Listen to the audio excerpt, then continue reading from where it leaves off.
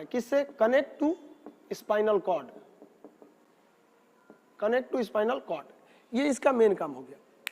अब हम देखते हैं पश्च मस्तिष्क, ये सबसे पीछे का हिस्सा होता है जो गर्दन के पास हो जाता है, ये थोड़ा सा कमजोर हिस्सा होता है, क्योंकि हमारा अगर ब्रेन देखेंगे तो आगे जो होता है ये क्रेनियम हड्डी होती है जिसमें 8 होती है, जबकि पीछे का भाग अगर आप खुद से अपना बॉडी ब्रेन को टच करेंगे तो ये जहाँ बाल है पीछे, यहाँ पर आपको मांस दिखेगा, वहाँ पे हड्डी नहीं है, वहाँ एक बहुत बड़ा होल है, वो शरीर का सबसे बड़ा होल होता है जिसको फोरामेन मैग्नम कहते हैं। अगर यहाँ किसी को जोर से मार दीजिए तो उसको दिमाग काम नहीं करता है, अगर ज़्यादा जोर से लग गया तो मौत भी हो सकती है उसकी।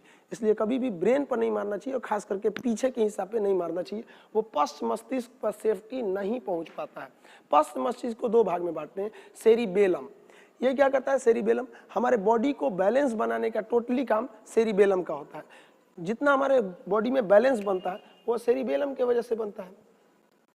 बैलेंस, हम चल रहे हैं, आराम से चल रहे हैं, सेरिबेलम की वजह से, क्योंकि हमारा सेरिबेलम हैबिचुएटेड हो गया हमारे बॉडी का बैलेंस बनाते वक्त। लेकिन अगर कोई 1 साल का बच्चा है, 1.5 साल का बच्चा है, उसका सेरिबेलम अभी एक्टिव नहीं है तो बैलेंस बना के चलता है, आराम आराम से चलता है।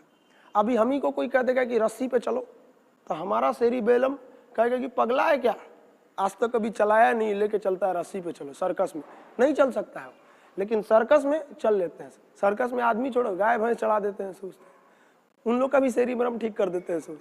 तो प्रैक्टिस पर डिपेंड करता है, जिस दिन सेरिबेलम को पता चल गया कि कैसे बैलेंस बनाना है वो बैलेंस बना लेगा। शराब जब पीते हैं तो सेरिबेलम काम करना छोड़ देता है, इसलिए शराब वाला गजब अपने आप में चलता है, वो अपने आप को सबसे बड़ा पावरफुल इंसान समझता है, तो सेरिबेलम बैलेंस बनाने का काम कर दिया। अब लास्ट होता है मेडुला ऑब्लोंगाटा।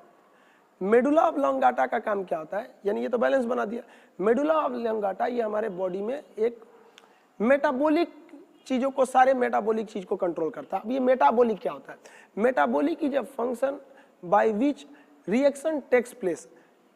ये मेटाबॉलिक रिएक्शन हमारे शरीर में होते हैं। 2 तरह के मेटाबॉलिक होते हैं, एक होता है कैटाबॉलिक, एक होता है एनाबॉलिक।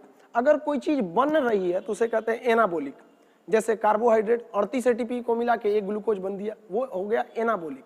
जैसे प्रोटीन 20 एमिनो एसिड को मिलाकर एक प्रोटीन बन गया, वो हो गया हमारा एनाबॉलिक। अब कैटाबॉलिक क्या होता है?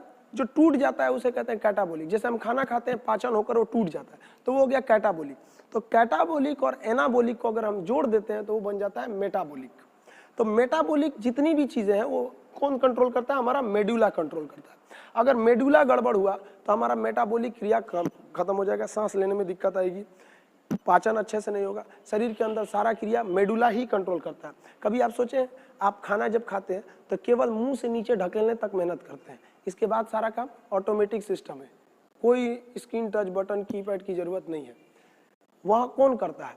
ये हमारा मेडुला करता है। मेडुला बॉडी के अंदर का जितना क्रमानुकुचन, पाचन, श्वसन इत्यादि को कंट्रोल करने